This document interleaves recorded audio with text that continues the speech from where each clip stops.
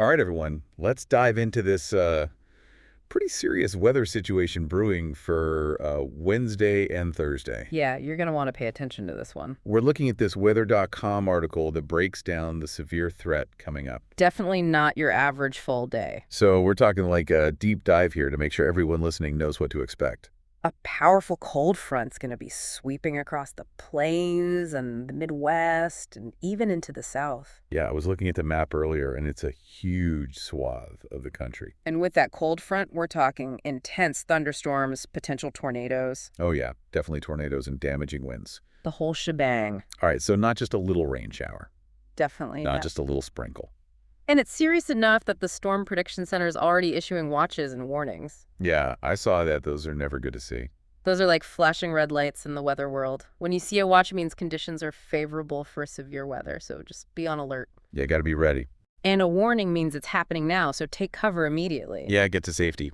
And they've already got warnings up for eastern Kansas, central and northeast Oklahoma, and western Missouri. Wow, that's a lot of folks in the path of this. Big cities are right in the bullseye. Yeah, places like Kansas City, Oklahoma City, and Wichita. Right in the thick of it. And you know, one thing that really jumped out at me from the article was the mention of a strong tornado being possible.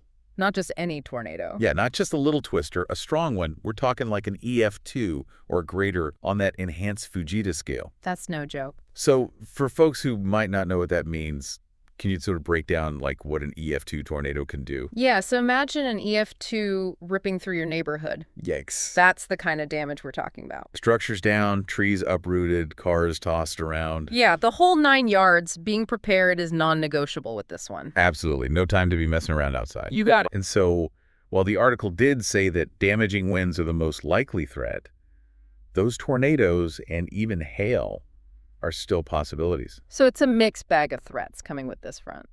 We're going to have to keep an eye on all of it. Yeah, and it's not even just the wind itself, but what it can pick up and turn into projectiles. Oh, good point. Like, think about debris flying through the air, trees crashing down, power lines snapping. Oh, yeah. That kind of wind damage can be just as destructive as a tornado. Absolutely. Something to keep in mind for sure. For sure.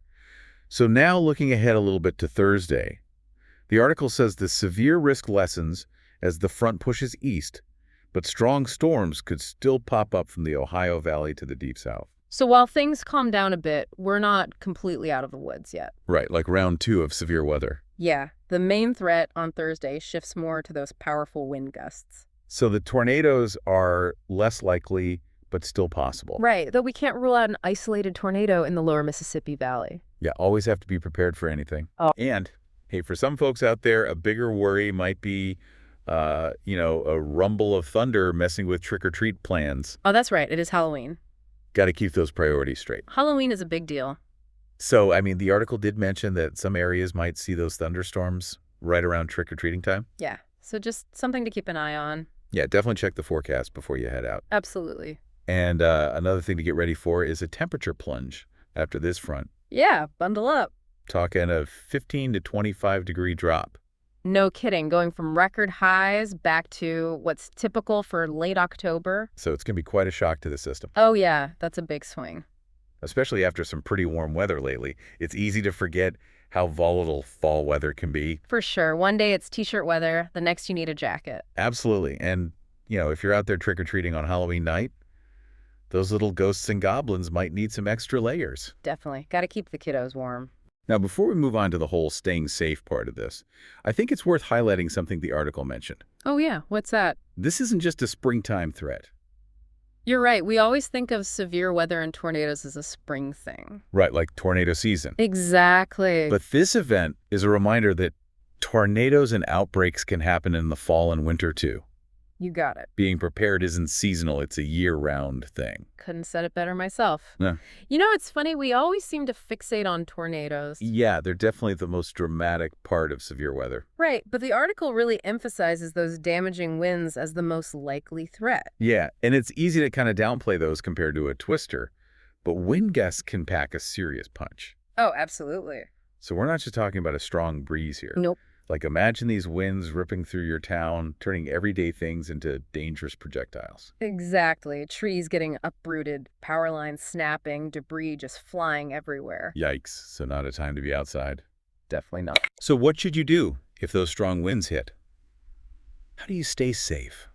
Well, first things first, you gotta get inside, and I mean immediately. Like drop everything and run inside. Pretty much. Okay, so get inside. What else? A sturdy structure, obviously. Right, not a flimsy shed or something. Exactly, and remember, the lowest level is your safest bet, away from windows. So basement's ideal if you've got one. Absolutely, and if you're caught outside for whatever reason, find a low-lying area and protect your head. Makes sense.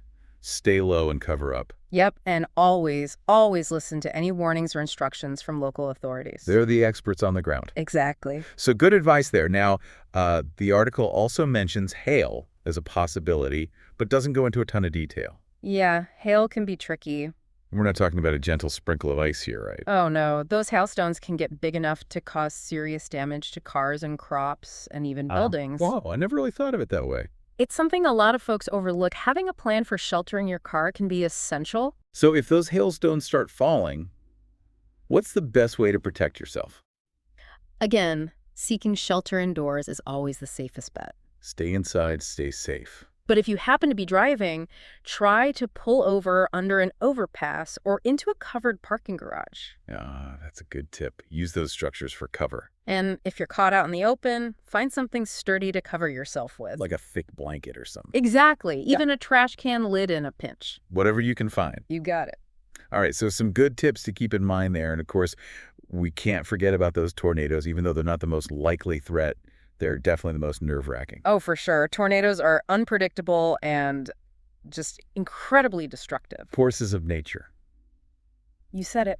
And you know, those areas we talked about earlier, eastern Kansas, central and northeast Oklahoma, and western Missouri, Right. Those are the bullseyes. where that strong tornado, EF2 or greater, is a real concern. That's where we need to be extra cautious. Absolutely. And it's worth remembering that even a weaker tornado can still cause a lot of damage. Oh, yeah. You don't want to underestimate any tornado. So what should people do if a tornado warning is issued for their area? The classic advice holds true. Take shelter immediately. Get a safety. Find a basement or an interior room on the lowest level of your home, away from windows. So the same advice is with those high winds. Exactly. Stay low, stay away from windows. Now, if you're in a mobile home, you got to get out. Yeah, those aren't safe in a tornado. Not at all. Seek shelter in a more substantial structure. A neighbor's house, a community shelter, anything stronger than a mobile home. Right. Anything that can offer more protection. And what if you're in your car when a tornado warning's issued? Don't try to outrun it. Yeah, I've heard that's a bad idea. It's a recipe for disaster. Those things are fast and unpredictable. So what do you do? Find a sturdy building or a ditch, lie flat, and cover your head with your arms. Okay, so basically try to make yourself as small a target as possible. Exactly. That makes sense. And, having a plan in place beforehand can make a world of difference. Oh, absolutely. Knowing where you're going to go, what you're going to do. It can save precious time when every second counts. For sure. Know where your safe place is, have a weather radio or a reliable weather app handy. Right, and make sure everyone in your household knows what to do in an emergency. Practice those drills. Talk about it as a family. Exactly, you want to be prepared.